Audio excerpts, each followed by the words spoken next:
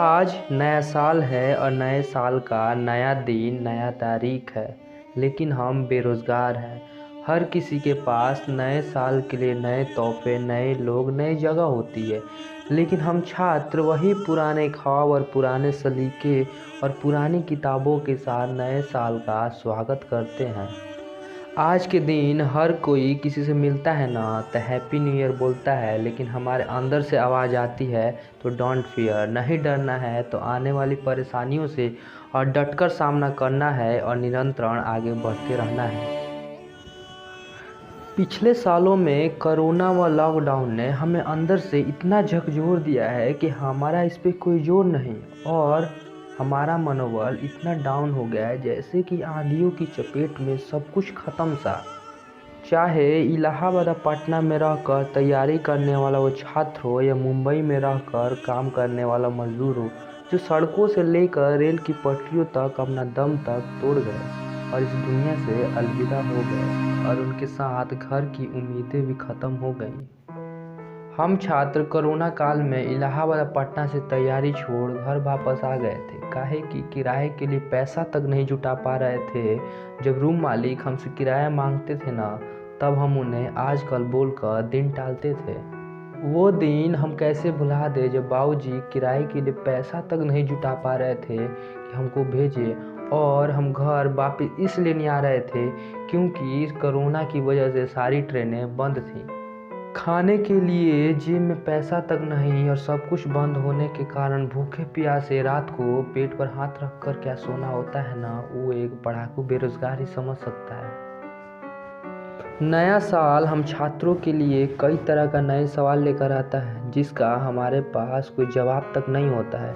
जब रिश्तेदार हमसे पूछते हैं कि तैयारी कितने सालों तक चलेगी, तब 25 की उम्र में कितना खीस होता है उसे सिर्फ हम ही समझ सकते हैं और कोई नहीं। नए साल पर माई के साड़ी और बाबूजी के धोती गमछा देने की ख्वाहिश होती है, लेकिन देते हैं तो सिर्फ दिलासा।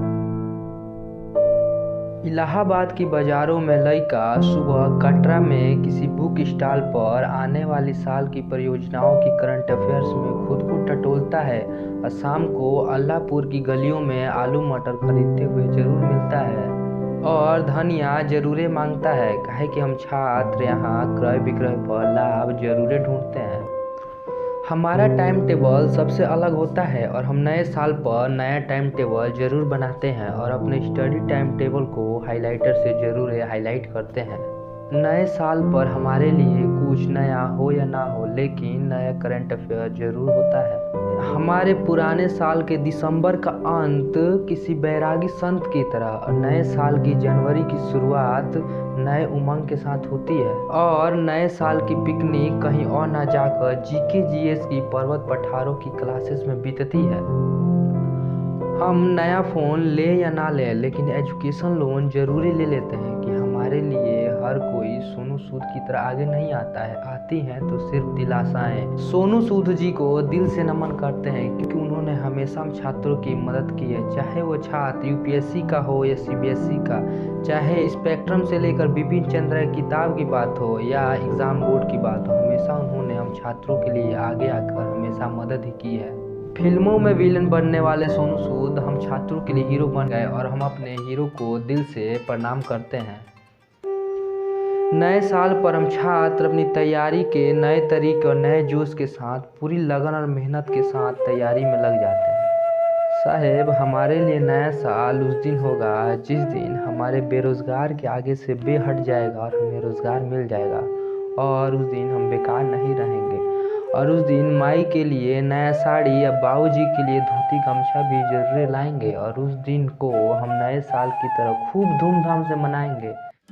तब हम बोलेंगे ओ डियर हैप्पी न्यू ईयर।